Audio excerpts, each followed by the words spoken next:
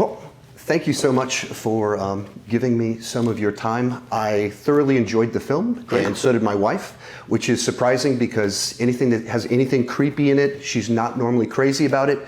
And this one had all the right ingredients to get her invested. I love hearing that. That's great. So with the film, my understanding is it started from a spec script from Zach Dean, and it was on the blacklist. Yep. And how did it come across your table, or what drew you to the project? Well, I had been working with Skydance on a different project, David Ellison's company, and Dana Goldberg, who is the top executive there, sent it to me. And she said, we want to make this. We want to make it for a big budget. We think you'd be great for it as a director.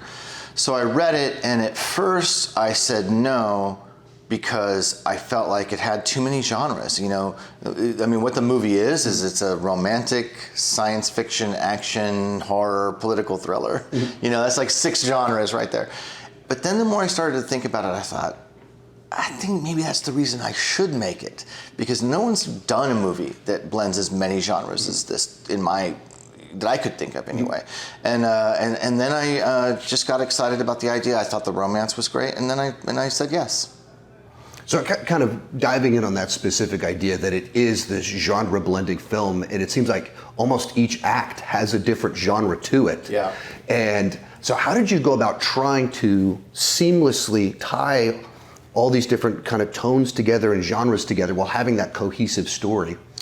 Well, you have to decide what the overarching genre is, and you know, I think of it like a rainbow. There's an overarching rainbow, which is the romantic storyline. I think the movie is a romance first, and then under that is sci-fi action, and then horror, and then political thriller, and so the trick of it was to understand, of course, from the beginning, we invest a lot of time, half the movie basically, into the romance, getting to know these characters and how they come together, and very romantic, you care about them, and then when all the crazy stuff starts happening, the trick was don't lose the romance. Yeah. The romance has to keep going through the other genres. It's the glue that ties them together. Yeah. And that's, you know, right down to things like how they cover each other with their weapons, how they look at each other amidst the tension, you know, the way they stay connected and will put themselves in harm's way for each other.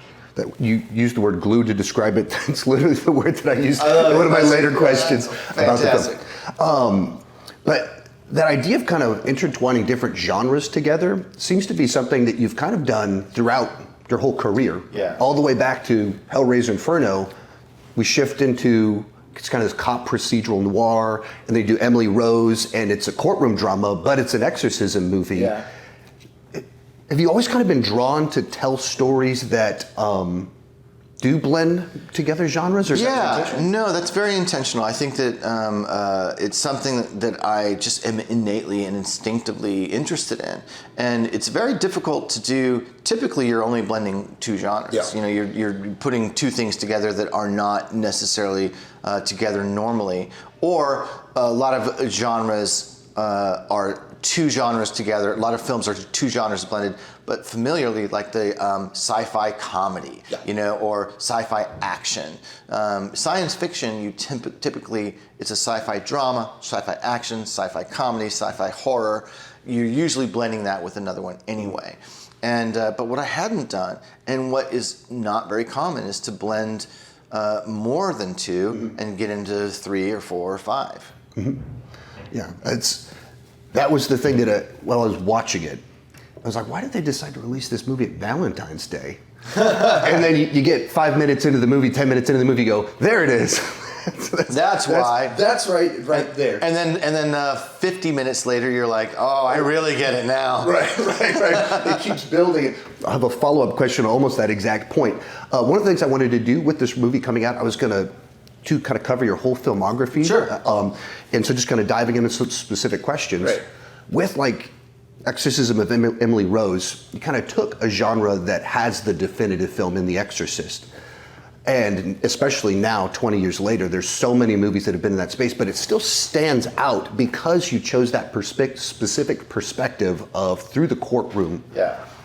What was the mechanism we went, that's the right way to bring something fresh to this genre? That was inspired by the true story. Mm-hmm. You know, I read a book called The Exorcism of Annalise Michel that was out of print. I found it doing research for another movie. And I just thought, well, no one's ever made a courtroom horror movie before. Never seen one. People will say The Devil's Advocate, but that's not really a horror film. And I think that I felt like the originality of that, two genres that people like, and that's what happened in The Real Case. You know, so that was the start of me getting interested in this hybrid genre idea. So one of the things that, from just seeing the trailer for The Gorge, that made me very excited is that it feels like we don't get enough movies like this out of Hollywood, where it's a spec script given a budget. That was the other reason I said yes to it. Because, you know, again, I said no at first because it was too unfamiliar, and then I was like, what am I doing? I'm a director, I'm an artist.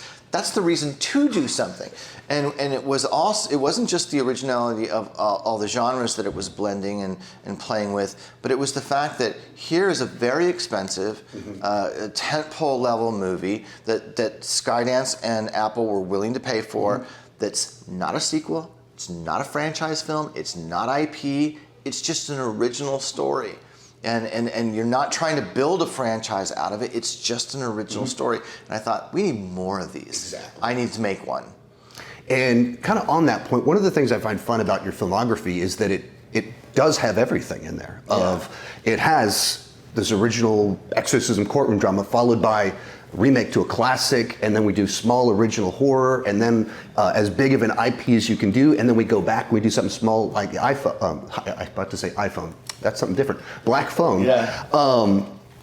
What are the biggest creative freedoms and challenges that come with working at each of kind of the different budget levels in there, as well as, you know, the difference between working in a big studio franchise versus an original story? It's a good question. As a director, they all have the same problem. They all are the same. You don't have enough time, you don't have enough money. Sinister was $3 million, I needed more time and money.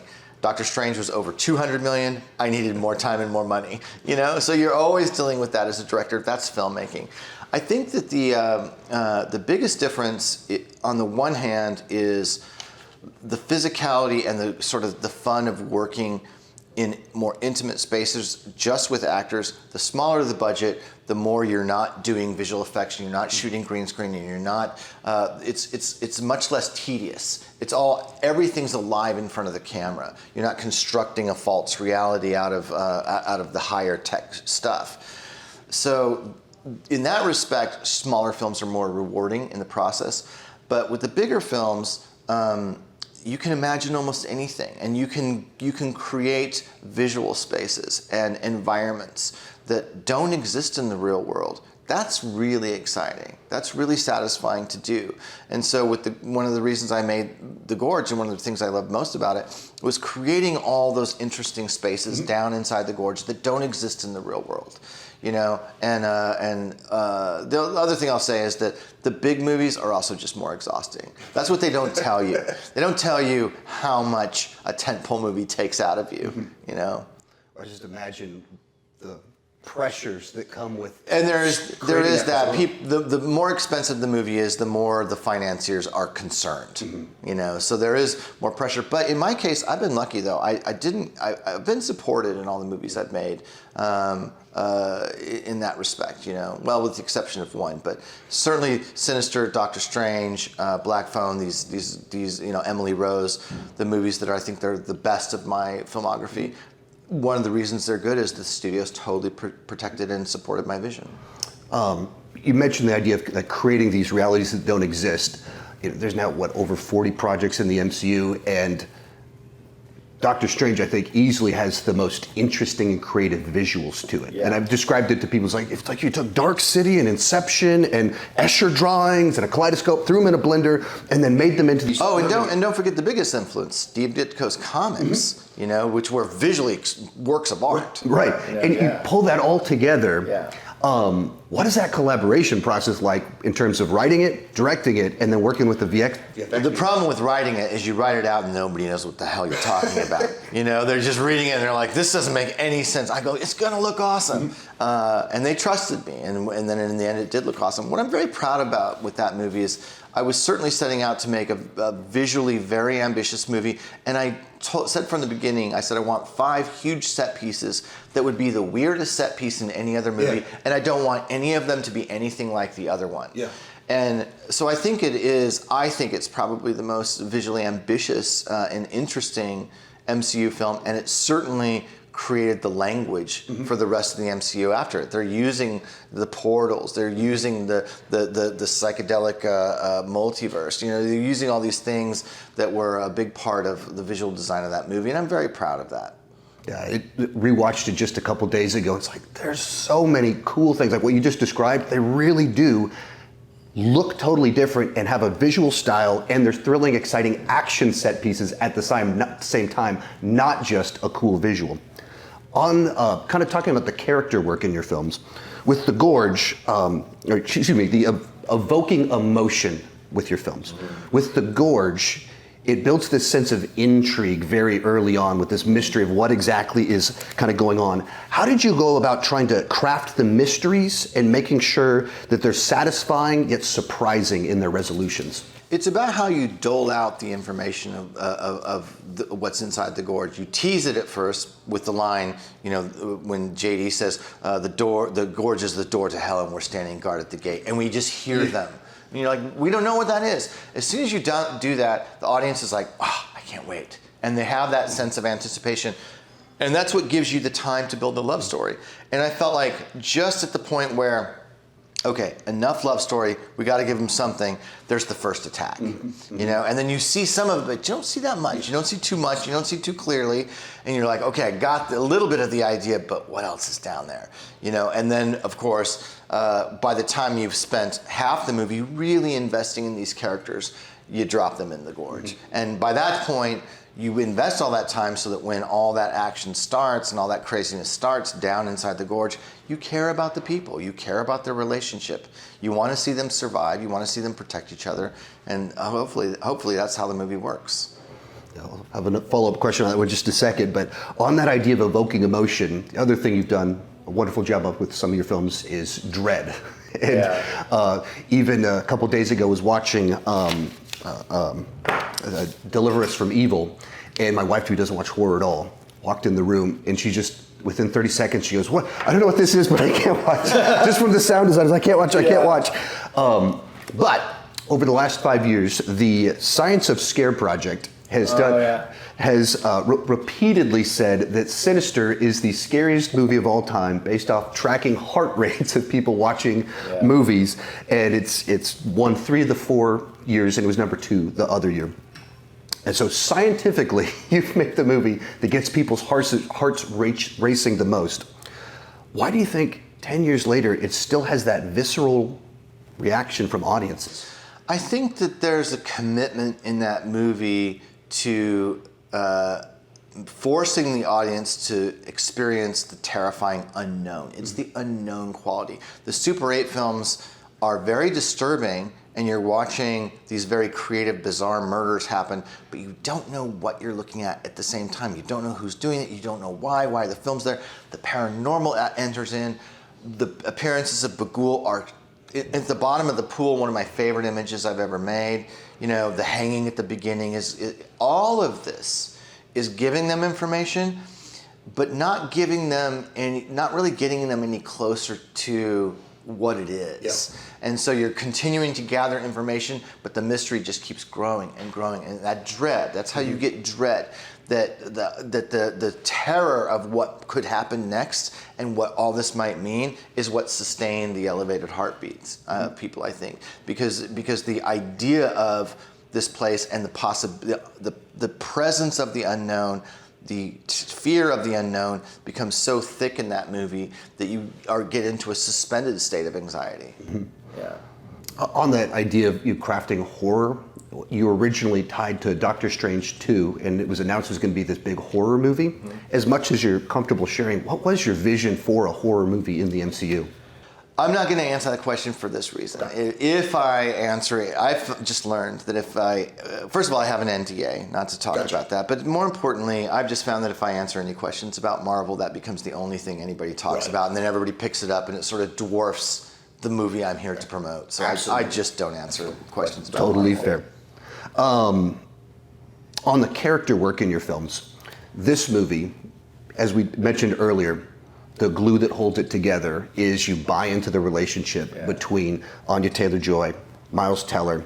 If they don't work, the movie doesn't work. Oh, don't I know it? Yeah. And so I guess the question is, how do you go around casting the perfect people that have to have a dynamic where you buy into them, where they're not even in the same space until so late into the movie? It's a really incisive question.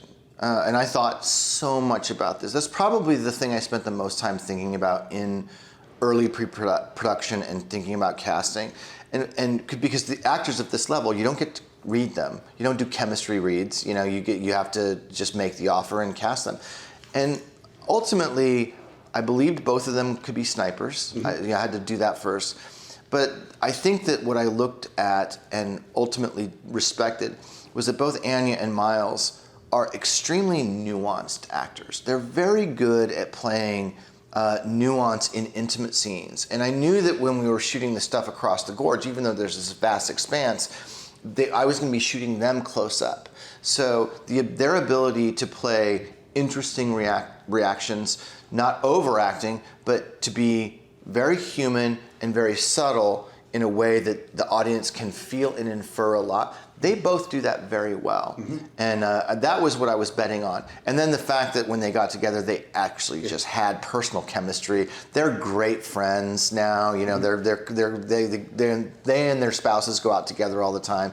They just hit it off. And in that respect, I just got lucky. Yeah. So that's like, you touched on this just a little bit earlier, but when you're watching the movie, you get like 30, 40 minutes and you really buy into their relationship and you're like, that's really working. And then you remember the other genres of the movie. I was like, oh no, oh no, there's something bad's about to happen. And it's not just that in the story, but also means the genre's about to change and you were buying into kind of what was there. On that idea of character work, one of my favorite movies of yours is The Black Phone, and one of the big reasons for that is the character work, in particular with the father. Yeah. And it's a very dark film, but it's not a cynical film. No. And you take a character that seems so irredeemable and you give him depth and layers. How did you approach telling a story where a character like this that could be so deeply flawed is capable of change without undermining the harm that he had done? I think that you have to give the audience some kind of an insight into the trauma that he had endured also. You know, that the loss of his wife was really crushing for him and he was unable to deal with it. And I also think that even though his anger and his alcoholism leads to this, you know, really severe, I think the most upsetting scene in that whole movie is the whipping of Gwen. You know, it's so out of control. But I think that I tried to treat him like a human being, and having suffered so much loss in the suicide of his wife, which led him to drink, led him to be the person he is, led him to be violent, that then seeing him deal with the missing child, now the possible loss of his son, and what that did to him, it made him move so far that he was willing to take Gwen out based on one of her dreams. He was willing to defy everything that he felt about this stuff being dangerous because maybe it could help. And then when he sees him, he falls on his knees in gratitude. And I just think that deep inside, I think that spoke to audiences because the kids don't hug him. They hug each other. They're still scared of him. But there is a sense of, this guy deserves a second chance. Yes. We want him to get a second chance. And that's all I did with that, is leave it in a space where we don't know what's going to happen. Right. But hopefully this guy will wake up and be better and will get the second chance that he doesn't deserve, but we want him to get it anyway. Before I talk movies for a living, I was actually a pastor, and so I was watching it, amazing. And it was like finding grace in a really unexpected place. That's what it is. That's exactly what it is. And you know, it's tragic that our culture increasingly does not value forgiveness. Right. But I think that when forgiveness is portrayed truthfully on screen, there's nothing more moving. Mm-hmm. You know, there's nothing. Grace is the most beautiful thing in the universe, right. And when you see it portrayed in a realistic way, you can't help but be moved. Final question, back to the Gorge. The soundtrack for the movie, there's all these great songs all throughout the film, And several of your movies kind of have music kind of intertwined into them. Even the dialogue in Doctor Strange or Deliver Us from Evil, Sure. we've got a song that's like pivotal to the story. How involved are you in that process, and why is music kind of... Oh, that's purely a directorial choice. Mm-hmm. Okay. Any music in any of my films, I picked it, I found it, I chose the composers, I direct the composers. So because I think that I really think that films are as much sound as picture. Mm-hmm. You know, I elevate the sound design and the music as much as the picture for myself as a viewer. And so getting... You even mentioned, like, my wife walked in and just heard the sound design of Deliver Us from Evil, and like she felt what I was seeing. Yeah, and I think sound just kind of hits you on a more subconscious level. But anytime you're going to put music in there, I think one of the best things, and maybe one of the most important things a director can do, is be thoughtful about putting a song, what's called a needle drop, a pre-recorded song. When you put a song into a movie against a visual image, that's one of the biggest directorial choices you make. You have all the songs in the world to choose from, and getting the right one that's going to create the right tone for that particular scene is you know. And there's a couple, like, I see it done all the time where I'm like, this isn't a good song for this. Yeah. But you've got directors like Martin Scorsese and Quentin Tarantino are the best. They always choose amazing music to go along with their visuals, and they've been consistently interesting at that. And they're the directors I've learned that from, to be very thoughtful about putting a song in your picture. Well, thank you so much for your time. Great I really questions. enjoyed the film, and really enjoyed so much of your filmography. I've actually watched all of them over the last 2 months. I love it. It makes me feel really good. I really enjoyed this conversation. I appreciate it.